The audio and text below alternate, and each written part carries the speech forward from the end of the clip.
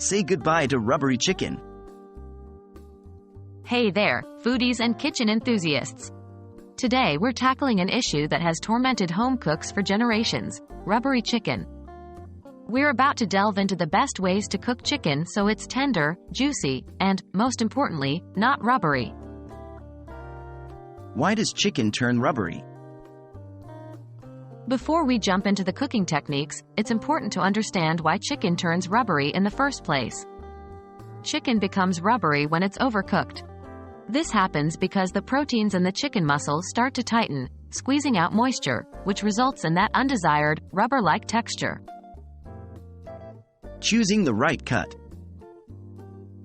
The cut of chicken you choose can also influence the texture. If you're new to cooking chicken or worried about overcooking, chicken thighs are a great option. They're more forgiving than chicken breasts and less likely to dry out, thanks to their higher fat content. How to properly cook chicken. Now let's dive into the nitty-gritty of how to cook chicken to perfection. Here are some key steps to follow. 1. Brining. This involves soaking your chicken in a mixture of salt and water for a few hours before cooking. The salt in the brine helps to break down some of the chicken's proteins, making it more tender and allowing it to retain more moisture during cooking. 2. Cooking at the right temperature. Over high heat, the outside of the chicken can quickly become overcooked while the inside remains raw. Instead, cook your chicken at a medium or medium-high heat. 3. Using a meat thermometer. This is the most reliable way to ensure your chicken is cooked to the right temperature without overcooking.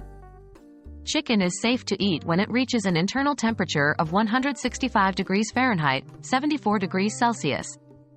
4. Resting. After cooking, let the chicken rest for a few minutes before cutting into it.